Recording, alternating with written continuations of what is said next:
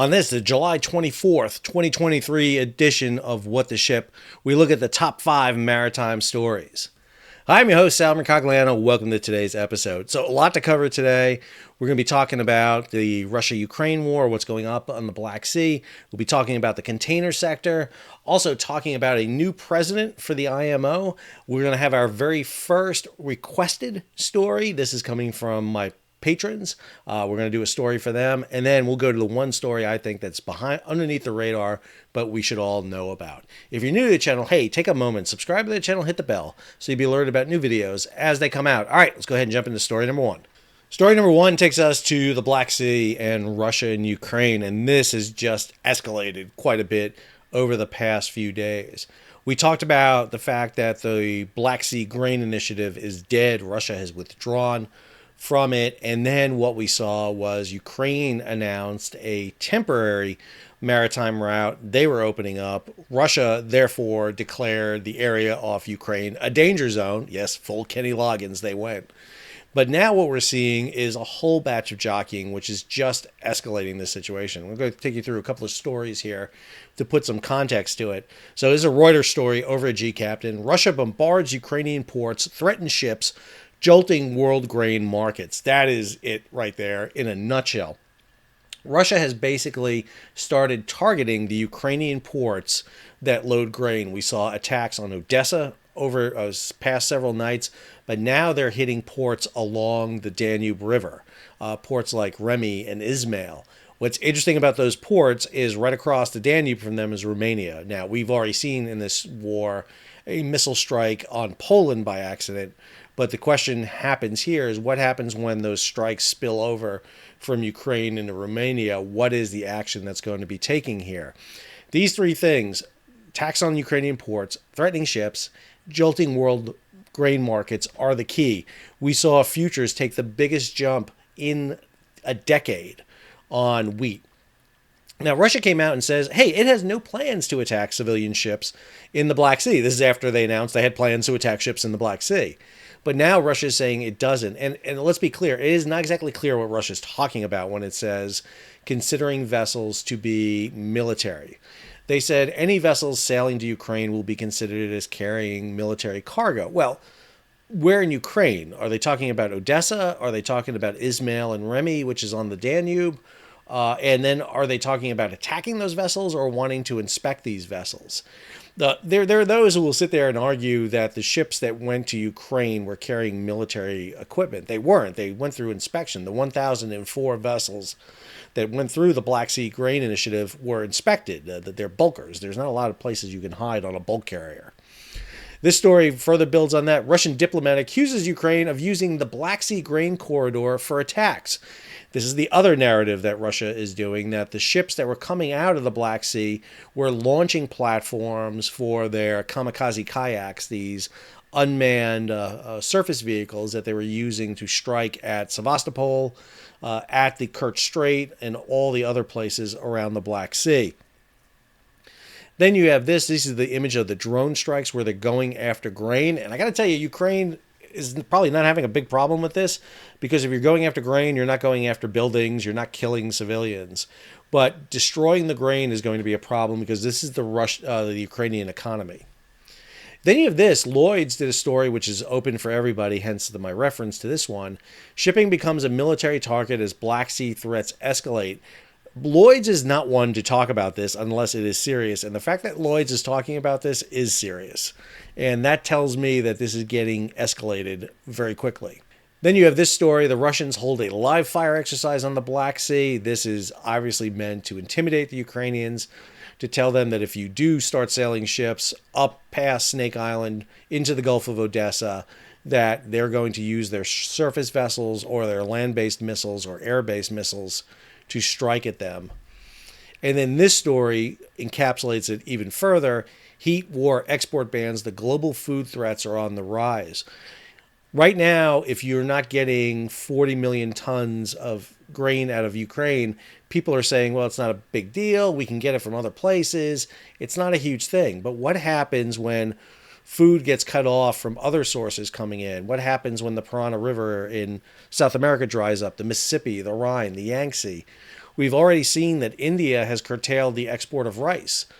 That all of a sudden requires other food staples to come in. And if Ukraine is not available or Russia is not available, that's a problem. You actually had a Reuters story the other day talking about the tonnage on the Black Sea is falling coming out of Russia. Understand, it doesn't take one mine to cause a problem. It doesn't take one missile to cause a problem. All you have to do is have the threat, and then you have a problem. And then you have to deal with war risk. Even if Ukraine and Russia underwrite the war risk, that doesn't mean everybody is going to come to Russia-Ukraine with their ships. Ukraine placed a $50 million limit on their war risk. So the big bulkers that are over $50 million are not going to come in there, especially if their cargo is over that. So what you're going to get is less ships coming in. And this is a huge problem. So what's the response to this? I don't know. I don't know what the right answer to this is. Some of us have talked about NATO involvement up on the Black Sea, which gets everybody's hackles raised about this. You've got the Montreux Convention, where Turkey's not going to allow NATO in it. I don't think you really need to do this World War II style, the Cruel Sea, Greyhound running convoys up there. I think you can do this with a lot of just support from shore, aircraft, drones flying over, NATO riding crews on board the vessels. You don't need Burke-class destroyers refighting, the Murmansk run, the PQ-17 here. What you do need is acknowledgement that you're not going to surrender the Black Sea to Russia, because that's what it appears is happening right now. Russia is basically sitting there saying that we have control, and if Ukraine can't do anything to curtail Russian shipments, then that is an empty threat, and that's going to bolster Russia even further. And again, I'm not coming down pro-Ukrainian, pro-Russian here. I'm coming out pro-merchant mariner here and commercial shipping. And they're the ones who get caught in the middle of this mess. And again, I go back to the tanker war of the 1980s when 500 and something ships were hit, hundreds wounded, dozens killed, and merchant mariners found themselves ground zero in a fight between Iran and Iraq. It would be worse between Russia and Ukraine. All right, let's go ahead and jump on over to story number 2. Story number 2 brings us to the container sector, and the strike by the Canadian ILWU is off. It's on. It's off. It's on. I don't. So I did a video where we talked about the strike being on, and then we did a video talking about the strike being off. Then the strike was back on again, and I did a short video about that. Well, now it's off again, and they are back at work in British Columbia. This story over from Reuters on G-Captain talks about it. Dock workers at ports along Canada's Pacific coast rejected a tentative 4-year wage deal agreed with their employers last week and returned to the picket line. The ILWU represents some 7,500 dock workers who walked off the job on July 1st after failing to reach a new work contract with the British Columbia Maritime Employers Association. In a statement released Tuesday afternoon, the ILWU said its members had voted down the recommended terms. With the record profits of the BCMEA, the BCME is made up much like the Pacific Maritime Association, of the shipping lines, have earned over the last few years, the employers have not addressed the cost of living issues that our workers have faced over the last couple of years, as all workers have. The 13-day strike, which ended last Thursday, upended operations at 2 of Canada's 3 biggest ports. Federal government mediators helped negotiate the deal reached last week. The Office of Canada's Federal Labor Minister, Seamus O'Regan, which is, can I be clear, the best name. How that guy does not have a great St. Patrick's Day every year, I don't know.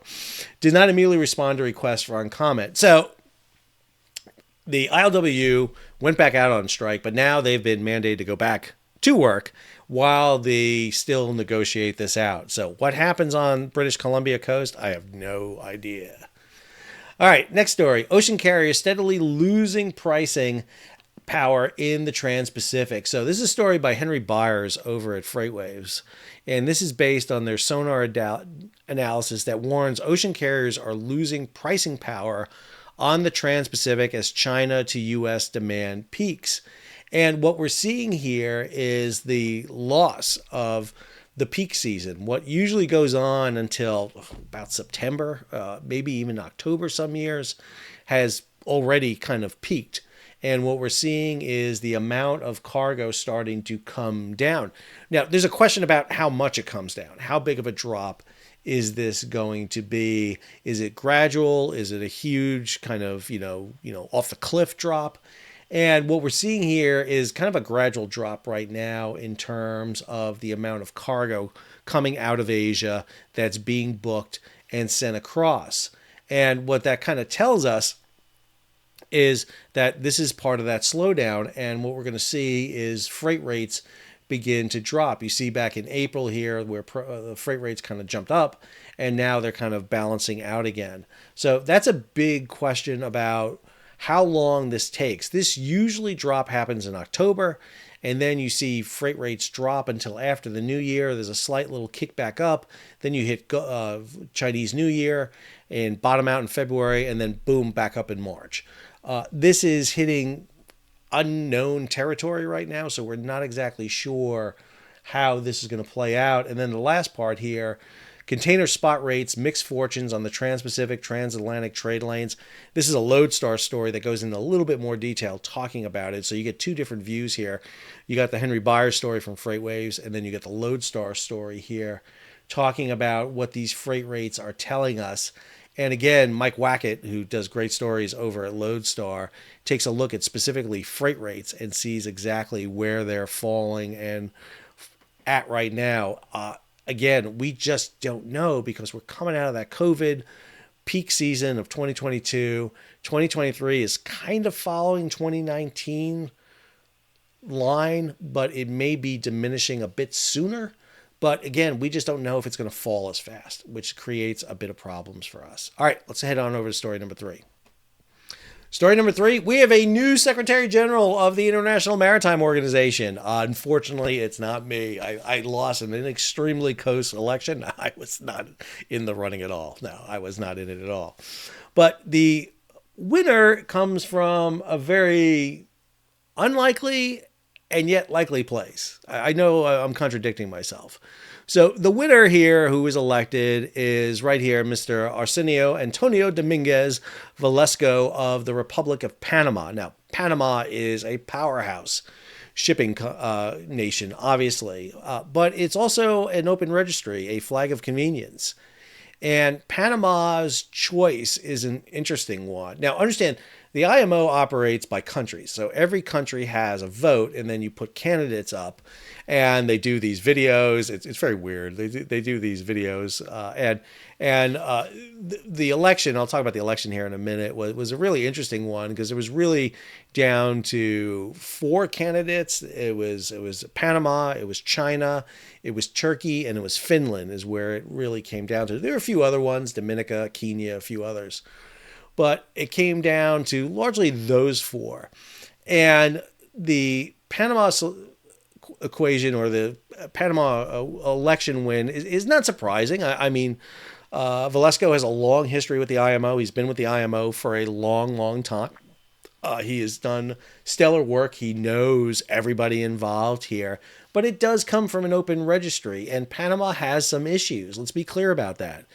Just talked about the fact that it took 3 years to get a report out of the Panama Maritime Authority on Ever Given. It took 2 years to get it on Wakashio. Backwards. 2 years on Ever Given, 3 years on Wakashio. And Panama has not always been the most supportive here in getting certain things done. We did note that China supported the election of Velasco when it was apparent that China was not going to get the bid. Matter of fact, there's a big picture of a very happy China hugging the representative from China hugging Velasco. But the two men did know each other for a long time. They've worked with each other, so perhaps reading a lot into it.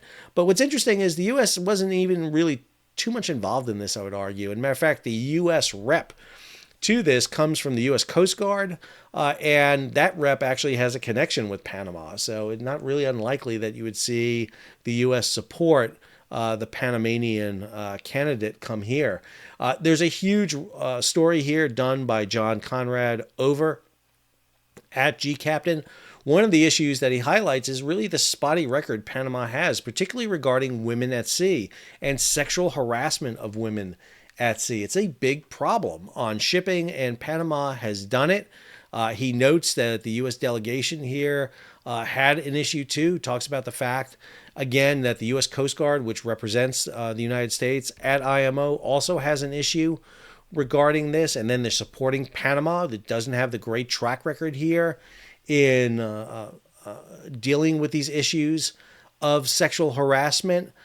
There were some women choices there. Finland had a female running for it. Dominica had one. Kenya had one.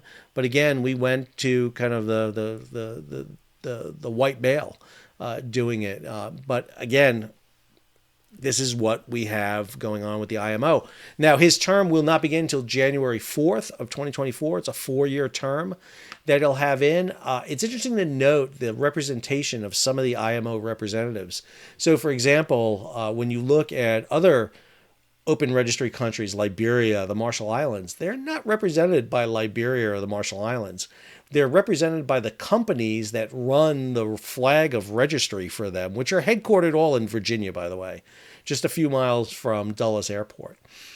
So it's weird that you have companies representing their nations on the IMO. Either you have companies or you have nations. It's a weird mix that they have there. I'm not sure if we're going to see change. I may be pleasantly surprised. I'm always going to be pleasantly surprised when the IMO does anything. But the big issue with the IMO is going to be the greenhouse gas emission issue. The fact that they are pushing right now, based on their latest meeting, to go not 50% carbon reduction by 2050, but 100% carbon reduction by 2050 is going to cause problems. And that's a problem that needs to be addressed. All right, let's go ahead and jump to story number 4. Our first one brought to us by Patreon. So for question number 4 this week, I opened it up to my Patreon subscribers.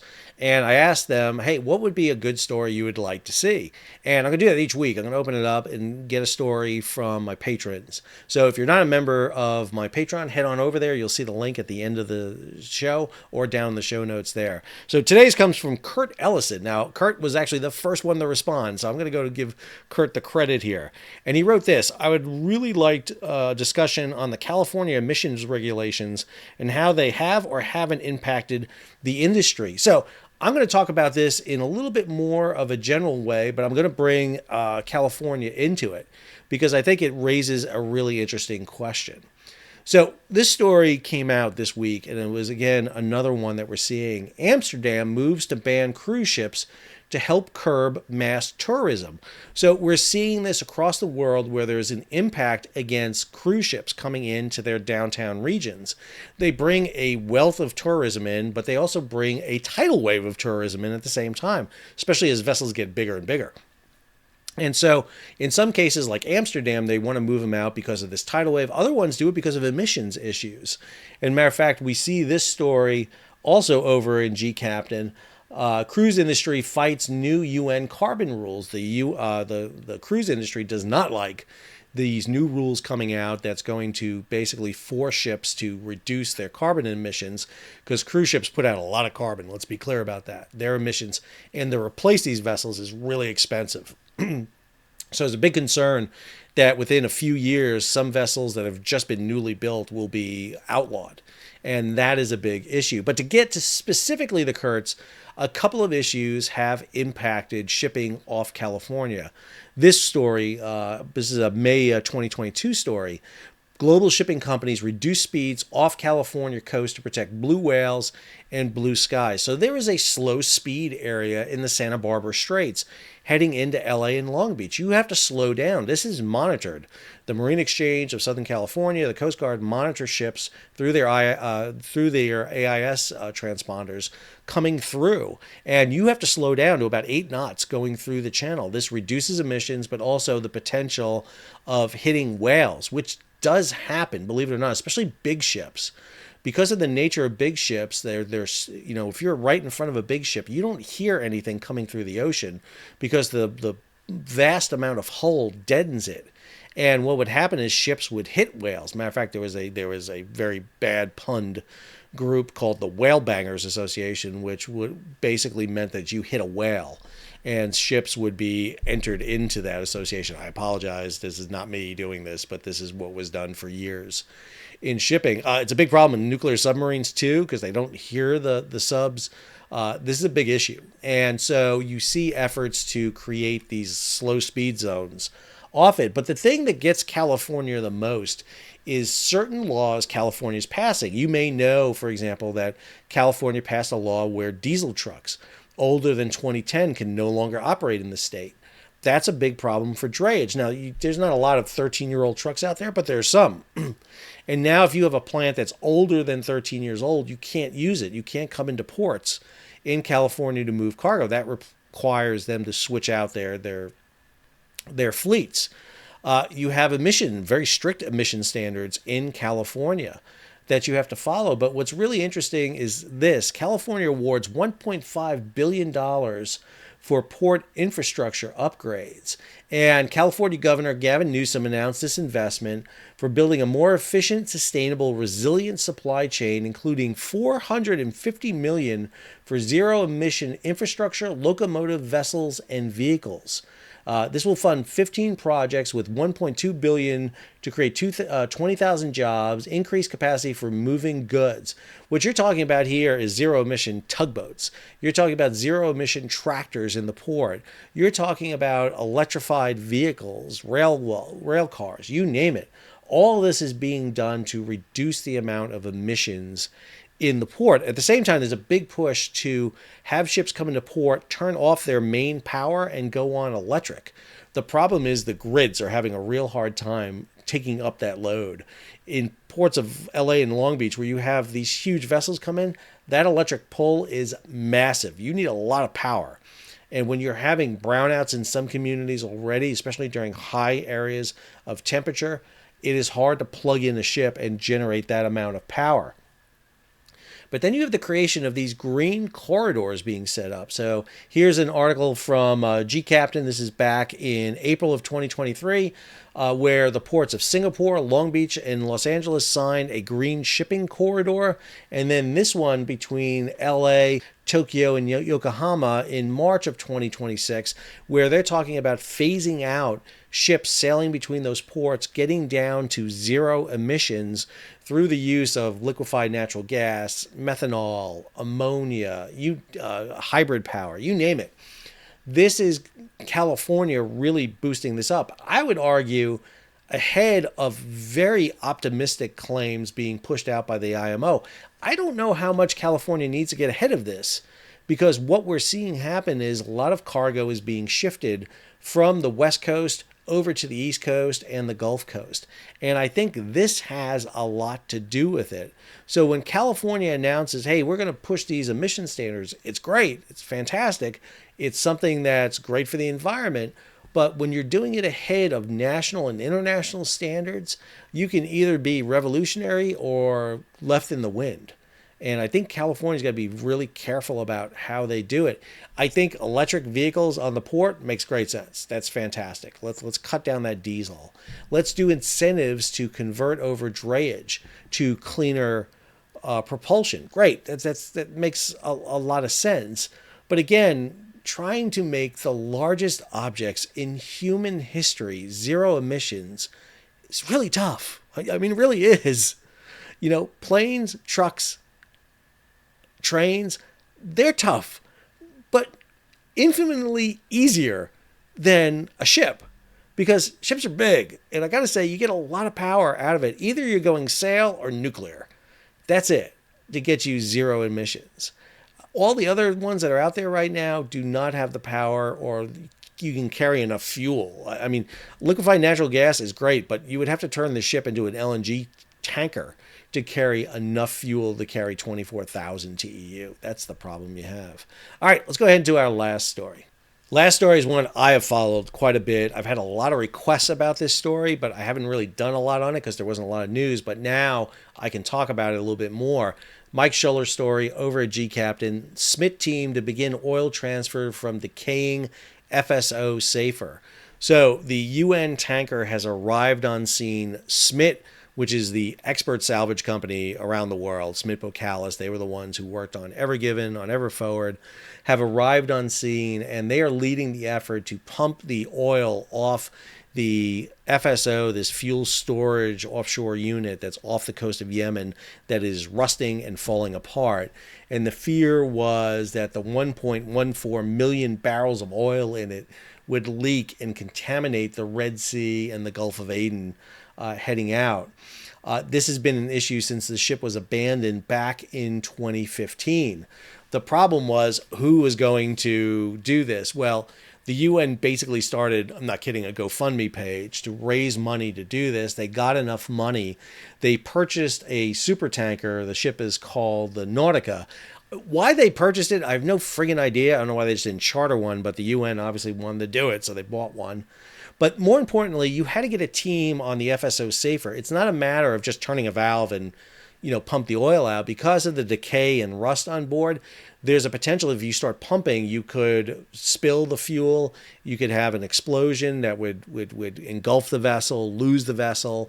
So you had to get a team on board to stabilize the vessel, ensure that the piping system that existed was safe, and then when you pipe the oil off, make sure the vessel doesn't tip, doesn't capsize. It is a very laborious, time-consuming project. You really need an expert group like SMIT on board to do this. And what you see is it's taking place now. The Nautica is in place. These are some images.